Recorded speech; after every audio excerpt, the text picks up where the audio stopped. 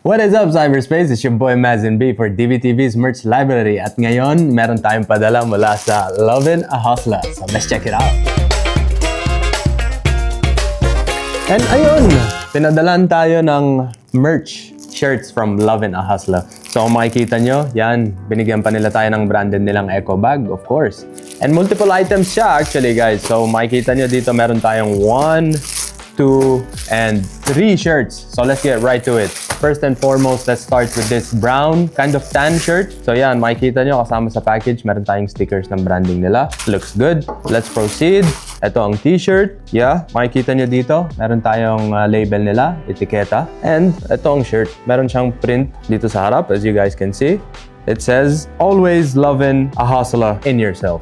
Ang shirt nila actually is 80-20, 80% cotton, 20% polyester. The print seems to me like maybe a heat press or digital print. It's okay. I mean, it's not bad. It's not great. It's okay. It's like an average shirt that you would expect from, you know, an up-and-coming local clothing brand. So yan, okay na tayo sa first shirt. Let's proceed with the second one right away.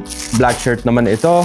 As you guys can see, we still have the stickers here and we still have the etiqueta on the shirt. Of course, it's another design. It's another colorway. So makikita nyo, it says Lovin' a Hustler right here. We have the hang tag right here. Lovin' a Hustler, of course. And meron pala tayong branding dito sa sleeve. Oh, hindi ko sure kung masasagap ng cam. Pero it says, oh, Lovin' a Hustler. Yeah, it's a black shirt. Simpleng print lang. Parang cursive style of design dito sa harap. That's mostly it. Meron pa pala tayong isang branding asset dito. Yan. Meron pa tayong label dito. So it also says Lovin' a Hustler, definitely. It's good. Moving on to the last but not the least. It's another black shirt. So yan, makikita niyo yung black shirt natin. Ayan. Actually, same lang siya ng isa dito sa harap. We still have the Lovin' a Hustler printed on the front. But, ang extra dito is meron siyang print sa likod. So, it's kind of like a yin-yang type of thing. Tapos, kung makikita nyo, mapapansin nyo dito meron siyang brain. Tapos dito meron siyang heart. So, of course, it stands for, kasi yin-yang is balance, right? The good and bad and the bad and good. Ginawa nilang basis for this concept is the yin-yang. Na parang yun, pagdating sa life, pagdating sa decisions, you have to find that balance between what you think and what you feel, which is yung represented by the brain and the heart. So, yeah.